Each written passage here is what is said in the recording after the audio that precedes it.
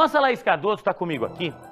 A Laís está entrando todos os dias para trabalhar por volta das 6 da manhã, porque ela todos os dias está ao vivo no Paraná no Ar. Eu segurei ela um pouquinho hoje aqui, porque ela acabou de chegar de Sertanópolis. E ninguém melhor que ela. E eu digo sempre aqui, tá? A gente não separa o cidadão, a pessoa do repórter, do jornalista.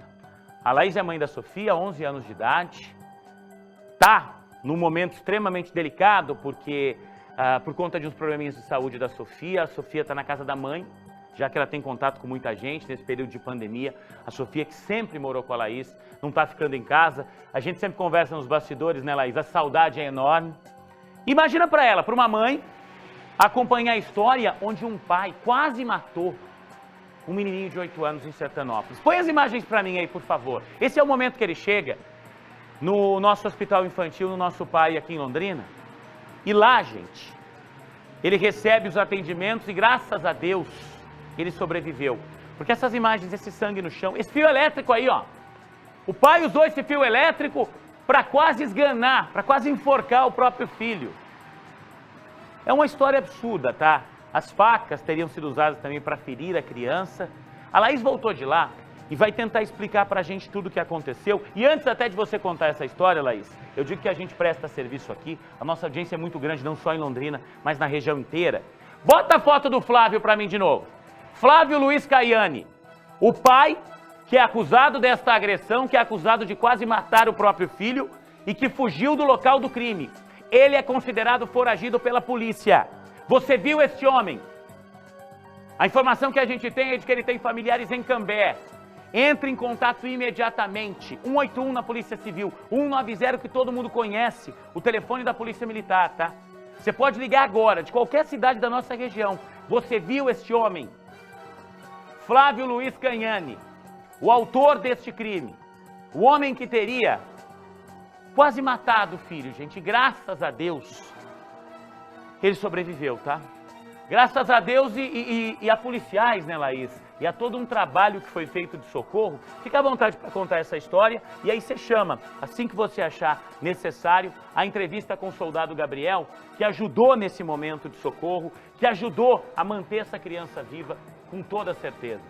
Com você, Laís. Pois é, Juliano. Essa história, na verdade, ela já começa triste, porque dentro dessa família, segundo os relatos dos vizinhos, sempre houve muita briga. Inclusive, teve tanta briga que a criança gritava durante essas discussões dos pais. Uma das vizinhas ali da região disse que o Conselho Tutelar esteve recentemente por lá, que inclusive disse que se essa situação continuasse, realmente eles levariam a criança embora, para você perceber o quanto era o sofrimento dessa criança ali no meio da briga dos pais. Muitas vezes, né, os pais não entendem a importância, né, de separar a situação, conversar em outro momento e acabam fazendo isso. Mas o que aconteceu depois? Depois que a mulher estava cansada de tanta briga, ela resolveu ir para a casa dos pais. E ela ia ficar por lá, realmente queria pôr um fim na relação. Porque, de acordo com esses vizinhos, ela sempre tentava melhorar a situação. Mas o Flávio chegava do trabalho, bebia um pouco e começava toda a discussão de novo. Então ela tentou várias vezes e faz umas semanas apenas que ela estava na casa dos pais. Aí o Flávio disse que queria ter contato com o filho, porque de acordo com esses relatos, ele brigava com a esposa, mas o filho ele tratava bem. Era uma situação diferente ali com o filho. Inclusive, os vizinhos ficaram com pena dele, Juliano, e queriam realmente que ele pudesse ter esse contato com o filho. Ele foi buscar o filho, disse que ia passear. Logo em seguida, ele liga para a mãe e diz o seguinte: vou matar o meu filho, seu filho, e vou me matar. E você imagina o desespero dessa mãe, né? Então, rapidamente, ela acionou a PM, ligou desesperada, contou toda essa situação e a polícia foi até a casa, né? Que fica ali na rua 14 Bis, que a gente esteve agora há pouco, Juliano. Só para reforçar o seguinte, só te interrompendo um minutinho, o Lamartine Cortes está nesse momento em Sertanópolis, daqui a pouco ele vai entrar ao vivo, porque a mãe foi chamada a prestar depoimento nesse momento na polícia, tá? Daqui a pouquinho a gente vai ao vivo à delegacia de Sertanópolis para entender com o Lamartine como é que está esse trabalho da polícia, que lá em Sertanópolis, em toda a nossa região, eu repito, segue as buscas pelo pai, pelo agressor dessa criança. Só queria colocar isso, Laís, por favor. Exatamente, Juliane. E quando a gente estava ali na rua 14 Bis, que é a rua da casa da família, inclusive passou uma viatura da Polícia Civil que estava tentando levantar informações por lá.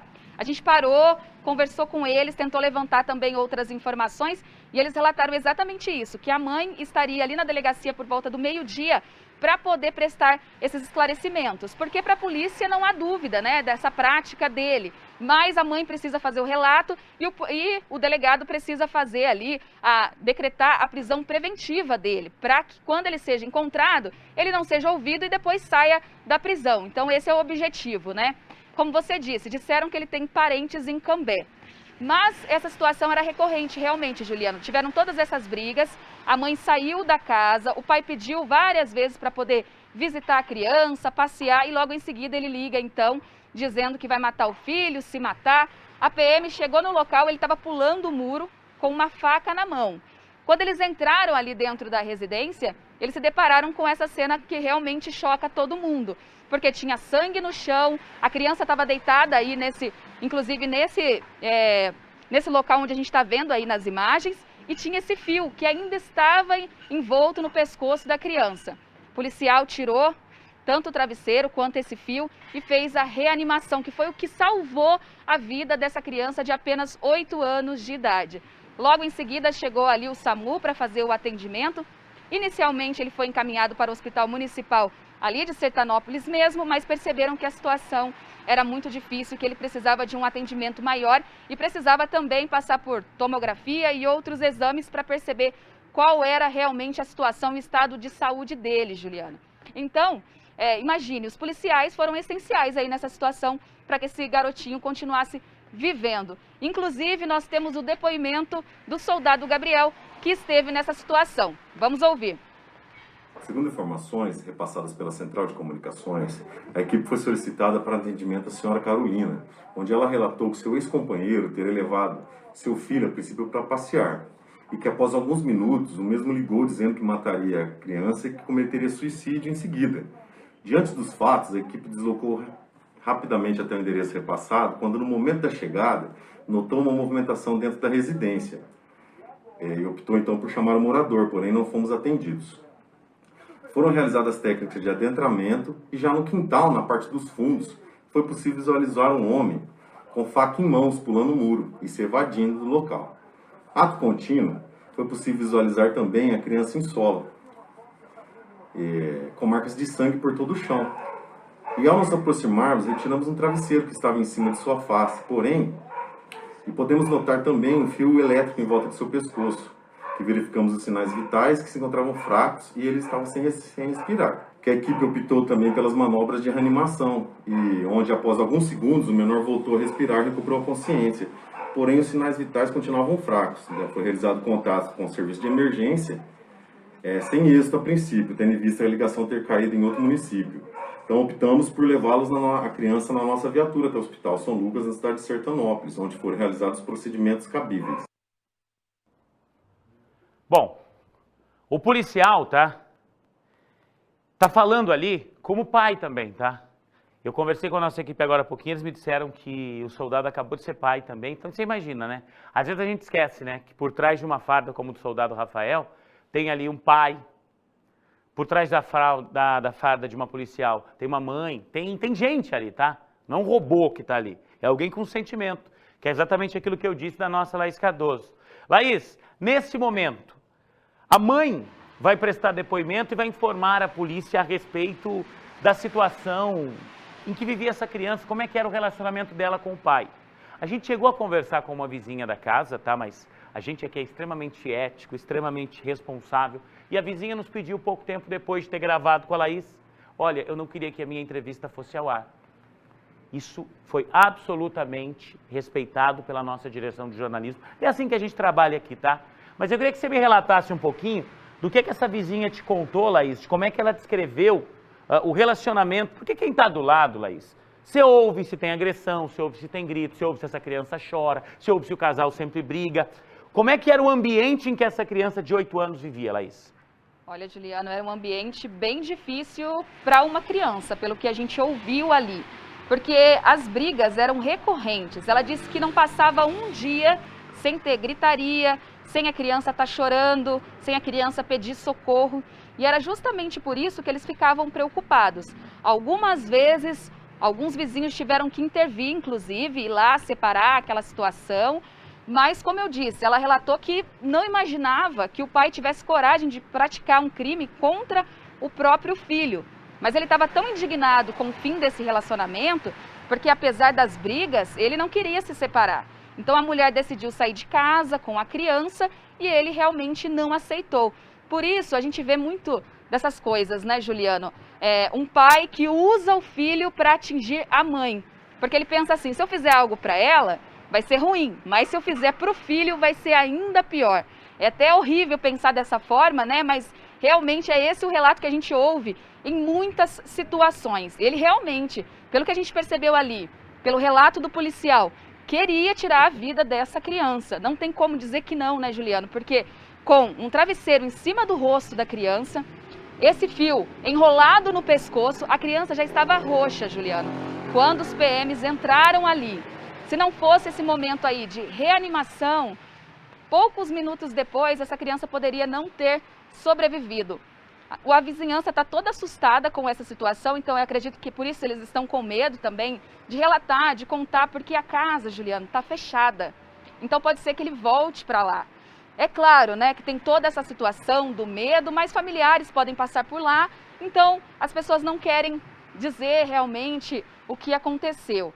Outro relato que a gente ouviu lá é que vizinhos das ruas de baixo viram ele correndo ensanguentado. Então ele poderia ter desferido essas facas também, essas facadas contra ele mesmo durante aquela situação. Mas depois que ele viu que a polícia chegou e que ele não ia conseguir concluir esse crime, vamos dizer assim, ele saiu correndo, desesperado, e agora, né, a polícia está atrás. Inclusive, Juliana, é importante dizer que a população pode ajudar fazendo uma denúncia anônima. A gente está com a foto dele aí, se alguém tiver alguma informação, vai ajudar e muito a polícia, que agora vai poder ouvir essa mãe e também ter certeza de todos esses relatos, né, Juliano? É um absurdo, Laís. Essa história toda é um absurdo e isso que você colocou de um pai que violenta o filho, que agride o filho para atingir a mãe, isso é mais comum do que a gente imagina. Aliás, hoje é o Dia Nacional de Combate à Violência contra as Crianças. Olha que terrível coincidência abrir o programa com um fato assim, tá? Daqui a pouquinho a gente vai conversar com a delegada Lívia Pini do Nucria, que é a delegacia que investiga, que acompanha todos esses crimes contra crianças, contra adolescentes. E a gente vai falar um pouquinho desses números que infelizmente só crescem, né? Laís, mais uma vez, muito obrigado pela tua participação no Balanço. Siga agora para descansar, porque eu sei que você pulou da cama ainda durante a madrugada e... Vamos lá! A nossa luta agora é para que essa história seja toda esclarecida e para que este homem, põe a imagem dele, por favor, para que este homem seja preso, para que o pai desta criança que está foragido, Fábio Luiz Caiani, para que ele seja colocado atrás das grades o mais rápido possível, é isso que a gente espera. Obrigado, Laís. Mais uma vez, um excelente trabalho. Obrigada, Juliana. Agora eu vou descansar um pouquinho, mas realmente uma história muito chocante e eu espero continuar acompanhando e ver um desfecho desse homem sendo preso e punido por conta desse crime. Tá certo. Obrigado, Laís.